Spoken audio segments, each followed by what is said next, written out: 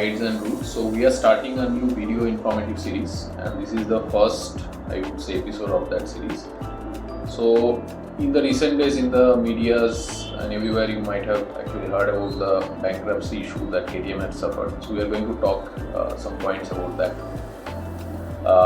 So firstly, before jumping into the actual issue that KTM is facing, maybe I can quickly give you all about the company, what they do, what was their product strategy, and then finally we can talk about the issues and signing off with what is the future it holds actually for KTM. So KTM, which is also popularly called as Tronefi and Trunkenpolz Mattighofen, is an Austrian motorcycle and sports car manufacturer which was founded in way back in 1934. So it's almost 90 years back by Hans Trunkenpolz in Mattighofen, Austria. So initially their business actually emerged from a very small sort of garage where they repaired, motorcycles and cars. So from there they actually made their own product. So it was primarily focused on low cost motorcycles and scooters. And initially their product was a, I will say it was a fairly okay success. And by that time, in some years, there was the Second World War, and during that time they were able to sell many of their products for the army. So that's how their name actually started growing in Austria. In the 60s to the 90s, actually they started to expand their product portfolio, and they mostly went into the off-road segment of motorcycles, and they participated in various events like the off-roading events, the motocross events and all those things. So it was very famous or sort of very new type of events which started in Europe, and it was going actually good for the company. And then around 1991 their CEO actually died suddenly, and then the company started facing many financial difficulties with its operations, and they had to actually rebrand their company also, and then they tried to expand their portfolios. So previously they were only focused into the low cost bikes and scooters. Now they also tried to expand into street bikes and all other type of other products, which was very competitive, becoming very competitive during that time in Europe. And in the early 2000, they actually launched their first production street bikes. So one was the Duke and the RC series, which was mostly focused into the naked on-road type of street bike as well as for the track users. That was the RC series. So with that also they were able to actually tap into many other customer bases which the other brands were actually doing at that time. And then in the early 2000, sort of 7 in that time frame, so they were starting to partner with other automobile brands, and they were actually, I think, trying to venture into the low cost segment, the lower CC sports motorcycle category. So they actually ventured and outside of Europe, and Bajaj Auto, which is one of the largest automobile, or so as to say, the motorcycle manufacturer in the world. So they were able to partner with them, Bajaj claiming around 14.5% of their stake at that time. And with this acquisition, it helped a lot actually. The KTM, who were mostly dealing into more pricier segment bikes compared to countries like India. So it was difficult without any partner. So now with Bajaj coming in the loop, they actually tapped in their low cost manufacturing from Bajaj and the networking that obviously Bajaj had in India, selling its own product. So they tapped into that, and they were actually growing a lot in India, and everybody was enthusiastic in India about Duke and RC series of bikes. And apart from that, Bajaj also had an advantage. Obviously, when both the companies tie up, it will not be for only one company. The other company will also try to take advantage. So Bajaj got the advantage of tapping into the European and the US markets with the KTM support and their high-powered motorcycles, right? And then like that way, Bajaj also started growing the shares in KTM. They were trying to acquire more and more. And then finally, I think pre-COVID, it stood around 49.9% total share count of Bajaj stake in KTM. But still, it was less than the majority. So the decision-making power was still with the KTM leadership, I would say. And then now coming to what has happened actually suddenly. So during COVID, I think everybody suffered, all the business suffered, so did Bajaj and KTM. But I think after the COVID ended, there was a sudden spike in the demand of bikes and everything, and then that was taken as a sort of a good thing by the leadership, and they actually invested a lot of inventory, and they have tried to expand their business on a rate which is much faster than what actually happened, what actually stood in reality. So because of that, what happened was during the late 2024, there was a sudden decline in sales. Okay? So there was a lot of stockpiling that had happened, and I would say mostly it was an overproduction for past few years from the KTM. So the projection figures were a little bit off. And along with that, they had actually also started acquiring some other brands.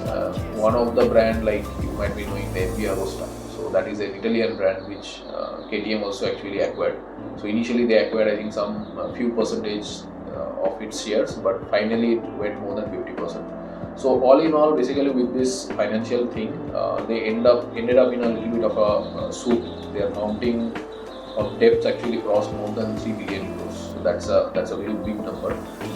And finally, I think with the declining in sales, there was no option. So all of this thing happened, I would say, very quickly. Within 1 year time, it happened, all of this chaos.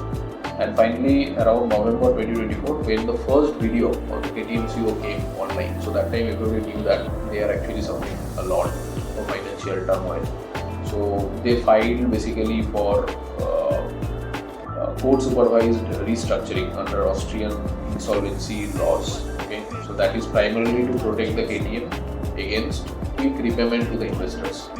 So they had a lot of, I think, meetings with the investors, and what was decided finally is that after the restructuring timeline was completed, that is, I think, around three months or something like that, within that time KTM has to pay off around 30% of its debt to the investor. Rest of the 70% will be waived off unless the company actually gets into profit back again.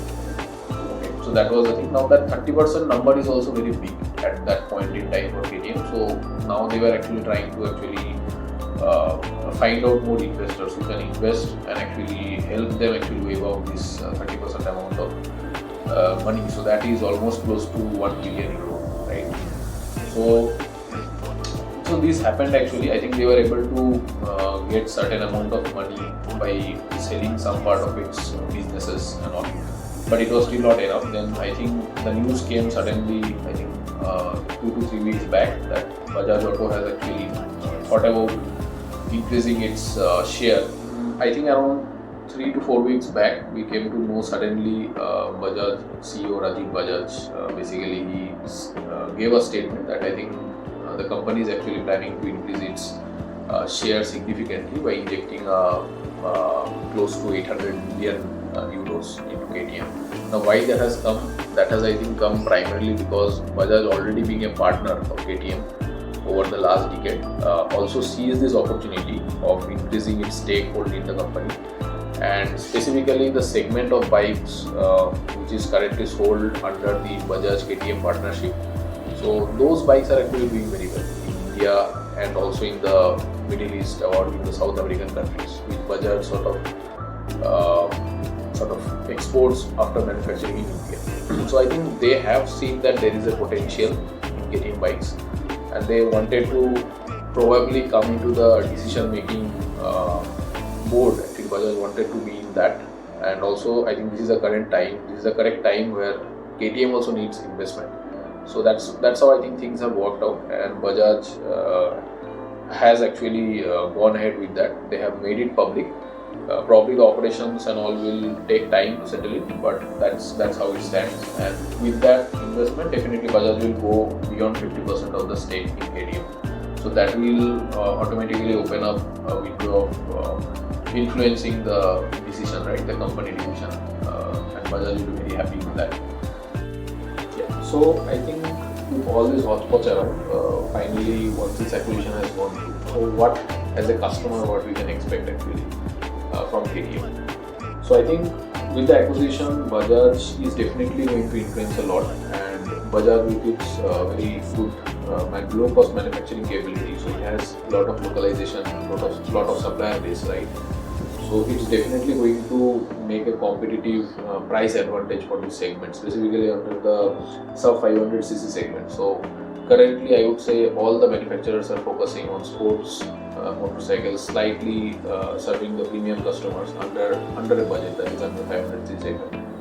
So probably more and more bikes from the KTM will get launched under this segment, and Bajaj will definitely spearhead that decision, right? And also, I think Bajaj will also try to tap into the US and European sort of buyers, so they can also influence the bigger bike segments. It might be also possible that till now, whatever bigger bike segments were manufactured, it was either manufactured in US or it was manufactured in the KTM plant in Austria. So that can also get started getting manufactured in India, and I think it will be a blessing in disguise, specifically for maybe enthusiast or customers in India or like this sort of countries. So it will be very helpful as a customer.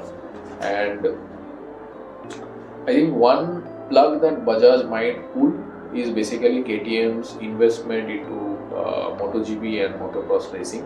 So there is a dedicated team, there's a dedicated R&D which looks into that. I think Bajaj is, even with the Pulsar segment, they have never invested heavily in this type of segment. I think the same trend will also be visible now in KTM. So they might pull the plug a bit from the MotoGP and motocross racing events.